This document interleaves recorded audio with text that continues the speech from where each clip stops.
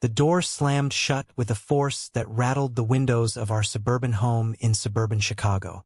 I froze in the hallway, my heart pounding as I heard my stepbrother, Jake, shouting from the living room. "Dad, you need to know the truth about Alex. He's gay." Those words hit me like a freight train, exposing my deepest secret in the most brutal way possible. And in that instant, the fragile piece of our blended family shattered into irreparable pieces. I had always known Jake suspected something. We shared a room since our parents married 5 years ago when I was 15 and he was 17. He was the all-American jock, captain of the football team, straight-A student, the kind of guy everyone admired. I, on the other hand, was the quiet artist, sketching in notebooks and dreaming of a life beyond the picket fences. But I never imagined he'd weaponize my vulnerability like this. Rushing into the room, I saw my stepfather, Tom, sitting on the couch, his face turning from confusion to shock. My mom stood beside him, her hand over her mouth. Jake paced back and forth, his fists clenched. "I found his journal, Dad. It's all there. Crushes on guys, hidden feelings. We can't just ignore this." He thrust my private notebook at Tom, pages fluttering like accusations. Tom's eyes narrowed as he scanned the entries. "Alex, is this true?" His voice was low, laced with disappointment that cut deeper than any knife. I nodded, tears stinging my eyes. There was no point in denying it now. The room fell silent, heavy with unspoken judgments. My mom reached for me, but Tom held up a hand. "We need to talk about this as a family," he said, but his tone suggested it was already a verdict. That night, the arguments erupted. Tom, a devout Catholic from a conservative Midwest background, couldn't wrap his head around it. "This isn't how I raised my boys," he bellowed, even though I wasn't his biological son. Jake smirked in the corner, satisfied with the chaos he'd unleashed. Why? I wondered. Was it jealousy? Resentment from sharing the spotlight? Or something darker, a fear of association?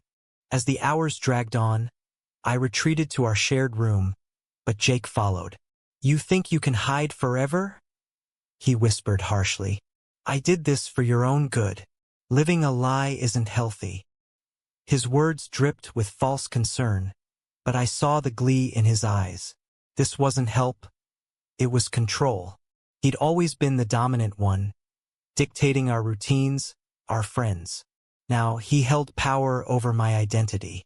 The next morning, the tension simmered like a pot about to boil over. At breakfast, Tom announced we were going to family counseling. "We fixed this," he said firmly. My mom nodded reluctantly, her eyes pleading with me to stay strong. Jake ate his cereal smugly, as if he'd won a battle. But I felt the war beginning inside me. A storm of anger, fear, and betrayal. School became my escape, but even there, whispers followed. Jake had told his buddies, and soon the rumors spread like wildfire through the halls of Lincoln High. "Alex is queer," they'd snicker, avoiding my gaze. I lost friends overnight, the ones who'd hung out with us because of Jake's popularity. Isolation crept in, a cold companion. One afternoon, I confronted Jake in the locker room after his practice. "Why did you do it?" I demanded, my voice shaking. He towel-snapped at me playfully, but his eyes were cold. "Because you're my brother, and I won't let you drag us down." Dad's reputation at the firm, people talk. It hit me then. This was about image, about fitting into the perfect family mold Tom had crafted. But as days turned to weeks, something shifted. In the counseling sessions, led by a soft-spoken therapist named Dr. Ellis, I began to voice my truths. "I've known since I was 12, I admitted, staring at the floor. Tom listened, his face softening slightly each time. Jake, however, grew more agitated, interrupting with Bible quotes he'd memorized to counter my feelings. At home, the divides deepened. Mom supported me quietly, slipping notes under my door. "I love you no matter what." But Tom struggled, caught between his faith and his love for our family. Jake exploited that, whispering doubts into his ear during their father-son outings. "He's choosing this path, Dad. It's a phase, but we have to be tough." One evening, after a particularly heated session, Tom pulled me aside. "Alex, I don't understand, but I'm trying." It was a crack in the armor, a small victory, yet Jake saw it as a threat. That night, he cornered me in our room. "You're tearing this family apart," he hissed. "If you don't straighten up, I'll make sure everyone knows more than they should." The threat lingered, fueling my nightmares. What more could he reveal? My online searches? My fleeting crush on a classmate? The pressure built, a vice around my chest. I started skipping meals, my sketches turning darker, filled with shattered figures and stormy skies. Then came the school incident. During lunch, a group of Jake's friends surrounded me. "Faggot," one spat, shoving me against the lockers. I fought back tears, but inside, rage boiled. Jake watched from afar, doing nothing. That was the day I decided I couldn't live like this. But escaping meant confronting the very bonds that held me captive. As the counselor delved deeper, old family secrets surfaced. Tom's first marriage ended because of his rigidity, driving his ex-wife away. Jake's biological mom had left when he was young, leaving him with abandonment issues. Perhaps that's why he clung so tightly to control. "You're afraid," I said to him once, in a rare moment alone. He scoffed, but his eyes betrayed him.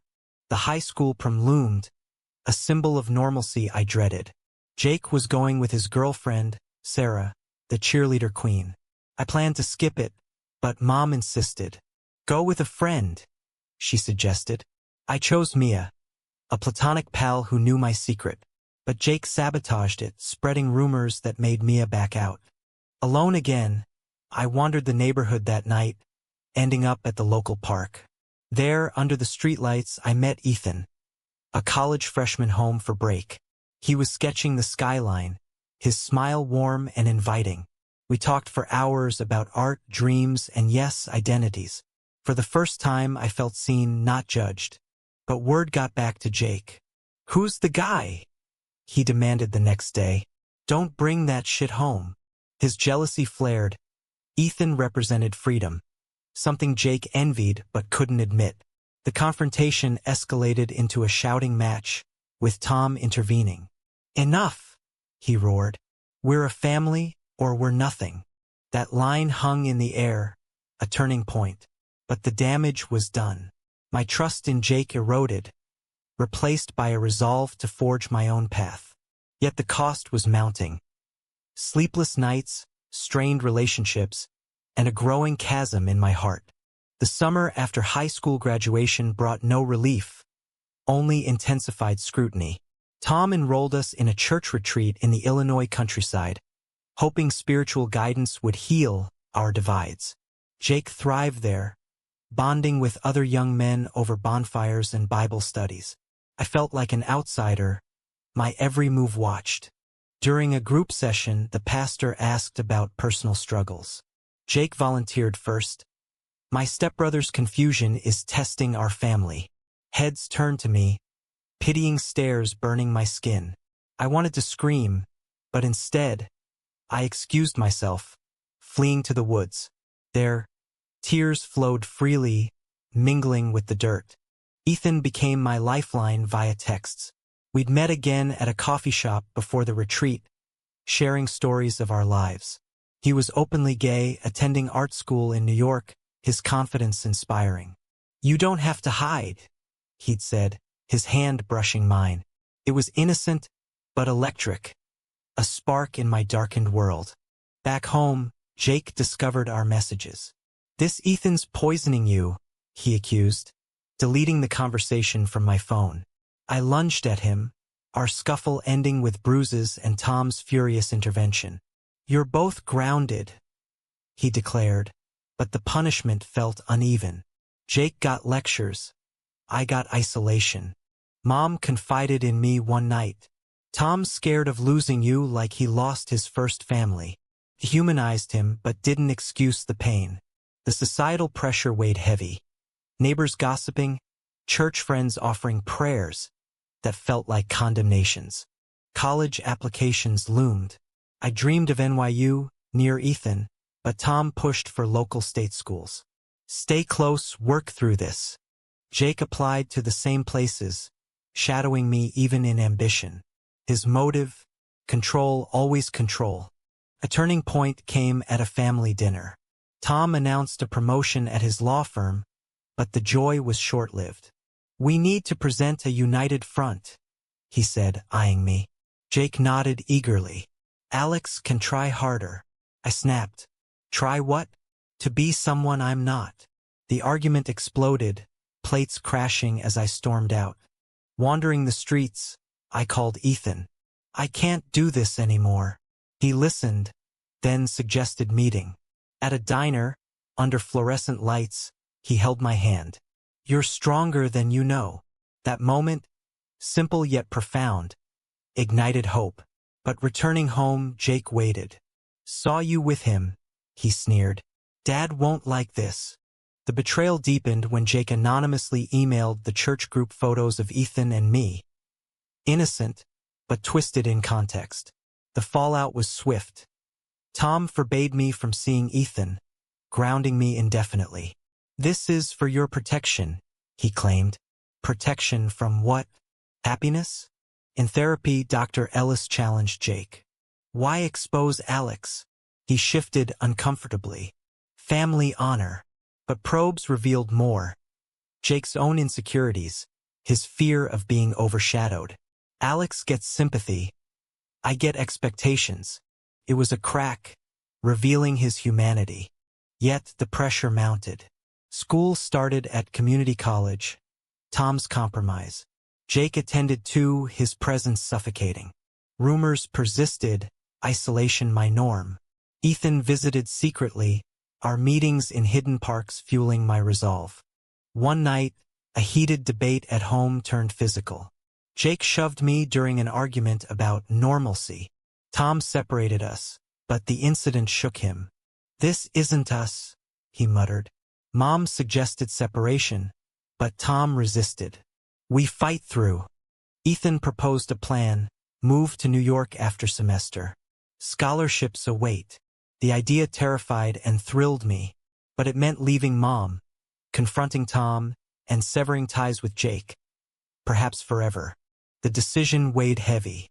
In a solo session with Dr. Ellis, I explored my anger. Jake's actions stem from fear, but that doesn't justify the hurt. Insight dawned. Forgiveness versus boundaries. I chose the latter. Halloween brought unexpected alliance. At a party Jake dragged me to, I met others like me, LGBTQ plus kids sharing stories. Jake saw me talking, his face twisting. Later, he confessed drunkenly, "I envy your courage." Was it genuine or manipulation? The next day, sober Jake retracted. "Forget it." But seeds were planted. Tom noticed changes, attending a PFLAG meeting with Mom. "I'm learning," he admitted. Progress slow but real. Yet Jake resisted. He started dating Sarah intensely, projecting heteronormativity. But cracks showed. Arguments with her, mood swings. Was he questioning himself? Thanksgiving dinner imploded. Relatives visited, unaware of tensions. Jake outed me again casually. "Alex is going through stuff."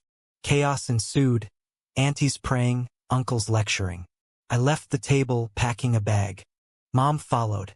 "Don't go." But I needed space.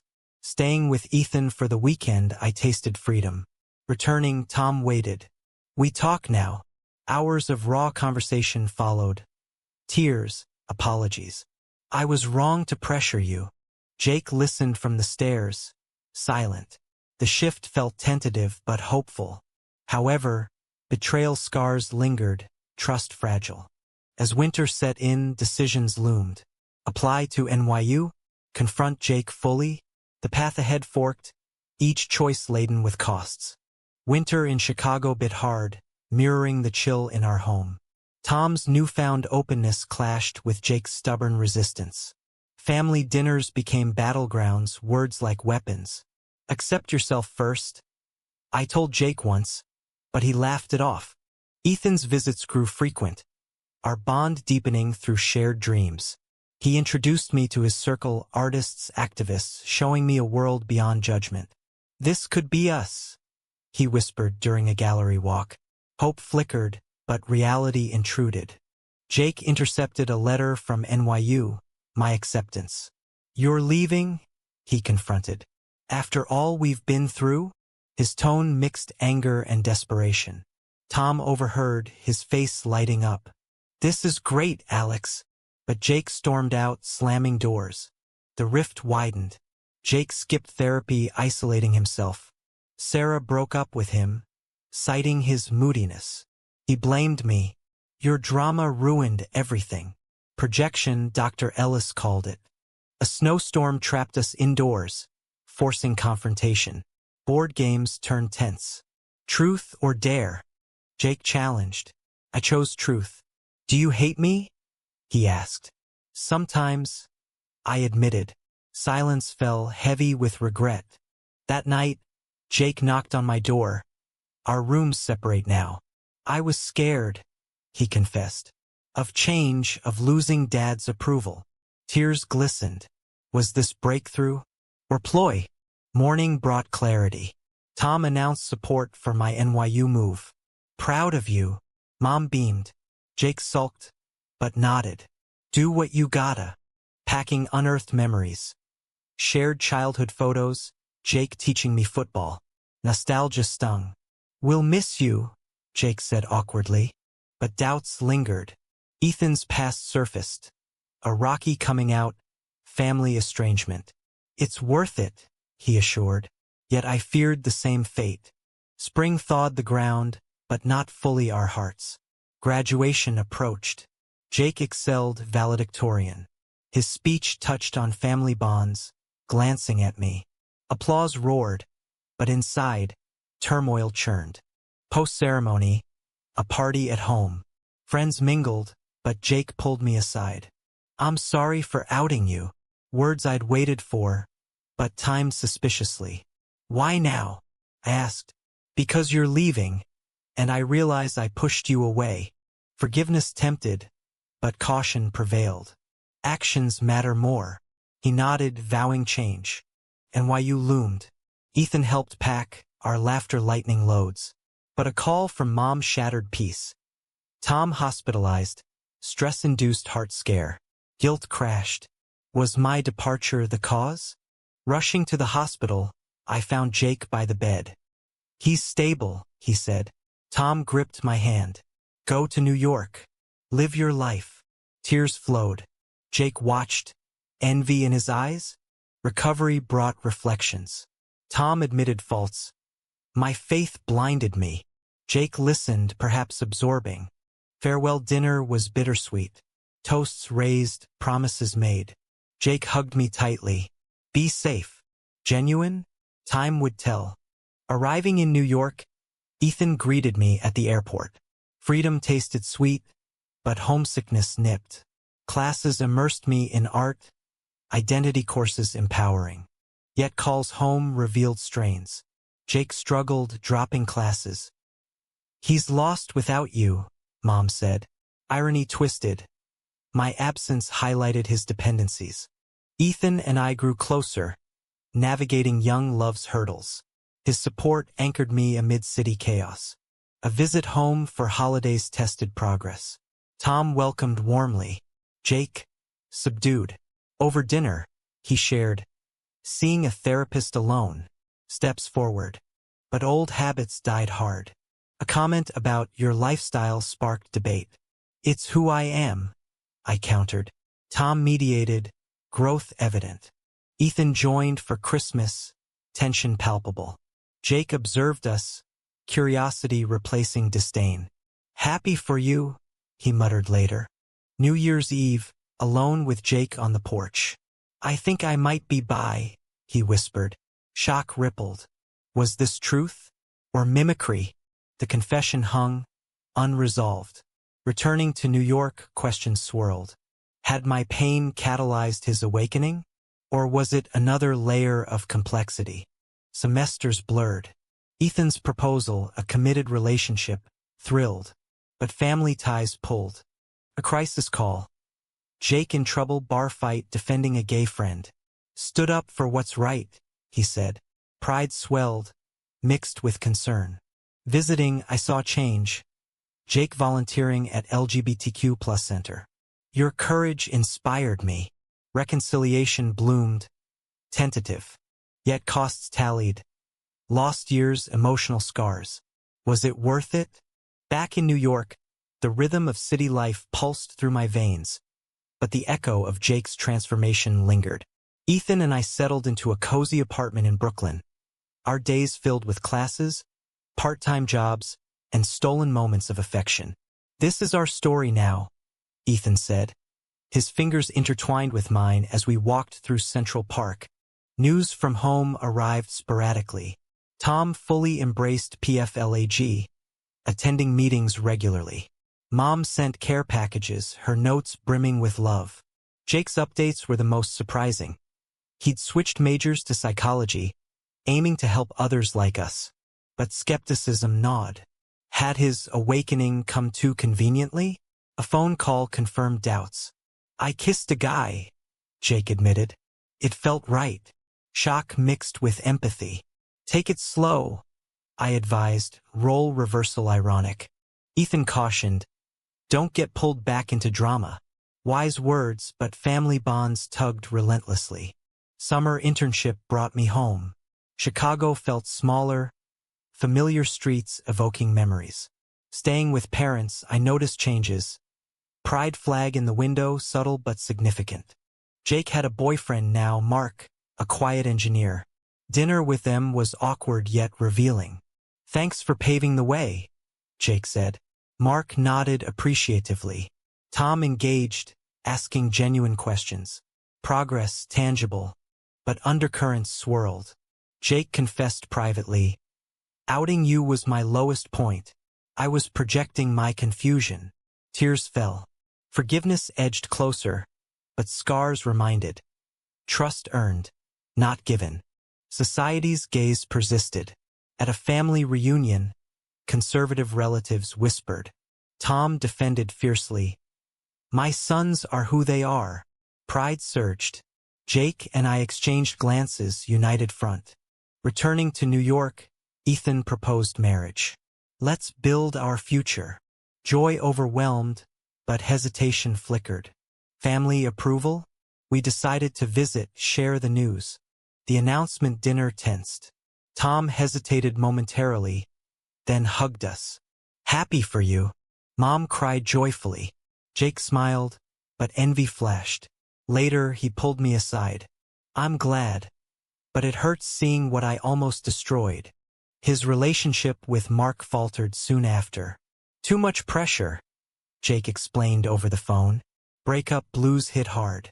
I offered support, roles flipped. Wedding planning intensified. Invitations sent, RSVPs poured. Jake agreed to be best man, a gesture of amends. But drama resurfaced. An old high school bully contacted Jake, threatening to expose his past actions. Pay up or everyone knows. Blackmail rooted in our history. Jake confided. I deserve it, but I disagreed. We fight this. Together we consulted Tom, now a lawyer specializing in LGBTQ+ rights. Legal action ensued, bully backing down. The victory bonded us. Brothers again, Jake said. Nodding, I felt closure nearing. Wedding day dawned bright. Vows exchanged under New York skyline. Ethan and I sealed our love. Jake's toast moved all. To Alex, who taught me courage costs, but pays dividends. Honeymoon in California brought bliss, but a call disrupted. Tom promoting Jake at the firm. He's thriving. Relief washed. Years passed. Careers flourished. Me as graphic designer, Ethan as curator. Visits home frequent, relationships mended. But a crisis tested all. Mom's illness, cancer diagnosis. Family rallied. Jake coordinated treatments, his psych training aiding emotionally. Vigil at hospital bedsides, conversations deepened. Regrets. I asked Jake. Many, but growth from them. Tom echoed, love conquers. Mom recovered, stronger bonds forged in fire. Reflecting, choices prices clear. Pain for authenticity, betrayal for awakening. Yet questions remained. Had Jake's actions been unforgivable or necessary catalysts? With Mom's recovery, life stabilized, but undercurrents of past traumas occasionally surfaced. Ethan and I adopted a dog, a symbol of our settled life, but family dynamics evolved in unexpected ways. Jake pursued a master's in counseling, specializing in LGBTQ plus youth. Paying it forward, he called it. A conference brought him to New York. Staying with us, conversations flowed late into nights. I almost lost you, he reflected. Ethan listened, offering insights from his own estrangement. Bonds formed, unlikely but real. Society's shifts influenced us. Marriage equality solidified, but prejudices lingered. At work, I faced subtle discrimination, a client's offhand comment. Reporting it, I drew from past strength. Jake faced his own battles, coming out publicly via social media. Backlash from old friends ensued. Worth it, he said. Support poured from our circle. Tom's firm hosted pride events, his transformation complete. Proud dad, he texted often.